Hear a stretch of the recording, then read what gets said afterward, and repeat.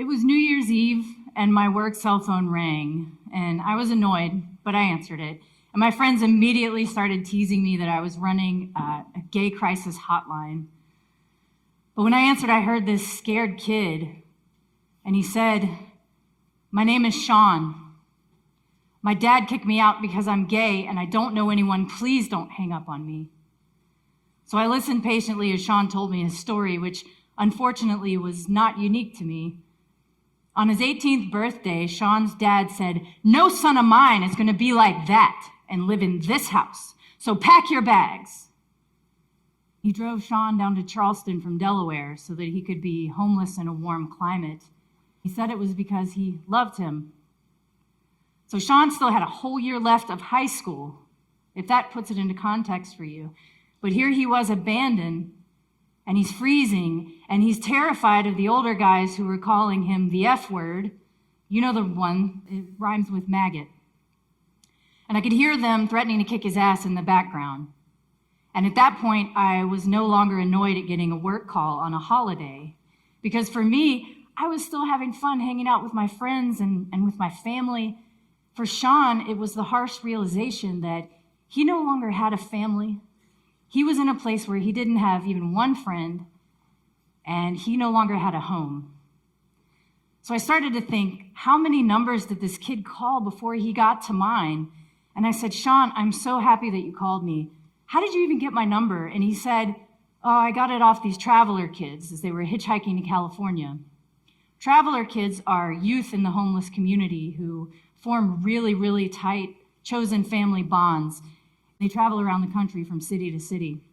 At the time, I was running the one and only organization in the entire state that works with LGBTQ youth. So when you are one organization carrying critical work for a state, word travels quickly. This is actually an example of why South Carolina ranks dead last when it comes to dealing with youth homelessness. When you're young and you're gay and you're homeless like Sean, you kind of just disappear into the background. Kids who are under 18, they barely have any rights at all.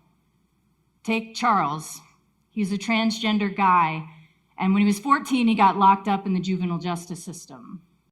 After he served his time, we looked around the entire state and tried to find a group home that would take them, but none of the homes would take him because of his gender identity. So he got placed in a psychiatric ward, and while he was there, he was put in isolation, and he just sat there in a holding pattern, just waiting for a home. Both of these institutions have a history of isolating LGBTQ youth, and they say it's for their own protection, but forced isolation is the severest form of punishment. And these kids, they get locked up when they don't have a home for these things that wouldn't be crimes if they were adults, like skipping school. But they also get criminalized for life-sustaining activities like sitting in public, sleeping in public, begging for money in public. But when you do not have a home, everything you do has to be in public. So remember that when you're walking down a city street and you come across a group of young people, they might be asking you for money and they might be flying signs that say, "I'm homeless and I'm hungry." Research out of the Williams Institute tells us that about 2 out of every 5 of those young people identifies as lesbian or gay or bisexual or transgender or queer, or I could go on. Now, they only make up a small minority of the general youth population. So while they make up about 10% of the entire population of youth, they can represent up to 40% of all youth experiencing homelessness. And that is a huge disparity. And the number one reason they end up on the streets is rejection in the home. Home is so much more than just a roof and 4 walls, isn't it? Home is a soft place to fall. Hopefully you feel protected there, and hopefully you're loved there. I used to think that love was just a feeling, but then I discovered Bell Hooks, who's an amazing scholar and author who writes about privilege and oppression, and she defines love as a verb, not as a noun. It's a very active thing, not a passive thing. So when I began thinking about it that way, I realized that when we're rejecting our LGBTQ young people or attempting to change who they are, we're not really loving them in those moments. That is a form of rejection. That is a form of erasure, and that is a form of abuse that's so normalized in our culture that we don't even recognize it as abuse. It starts with, I love you, but I wish you were more masculine. I love you, but you're going to hell. I love you, but please don't put your sexuality in my face, and please don't tell anyone you're gay. I love you, but you are not a she, so I refuse to call you she. I love you, but you cannot live in this house if you're transgender. The words I love you are instantly canceled out when you follow them with the word but.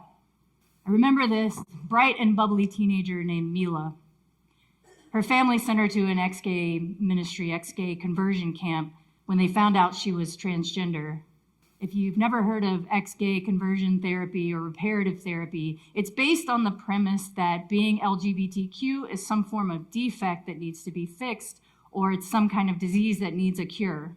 You may have heard of some of the things they used to do, like inducing vomiting or inflicting pain or some kind of negative stimulus after showing a person homoerotic images, or using shame in an attempt to change a person's sexual orientation or gender identity. At best, these programs don't work. But at their worst, they cause irreparable damage to a person's psyche. And when Mila was going through it, she was conditioned to hate herself, so she ran away from that place. But she could never run away from who she was. She ended up in a cycle of hunger and homelessness and survival sex, and then she became addicted to drugs just to get through the day and be able to make it. So many of the things that are done to LGBTQ young people in the name of loving them, in the name of helping them or healing them or delivering therapy to them or protecting them are actually punishments. We are still punishing LGBTQ people in 2019.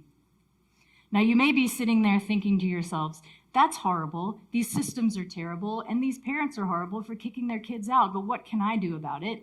And you might feel absolved from doing anything to solve the problem. Or you may be sitting there thinking that you don't agree with LGBTQ identity, and maybe they're getting what they deserve. But each and every one of us has a role to play in ending this type of homelessness. What these young people need are social supports, not criminalization. On the systems level, we could ban conversion therapy in all of its forms. We could divest from youth incarceration and invest in youth leadership.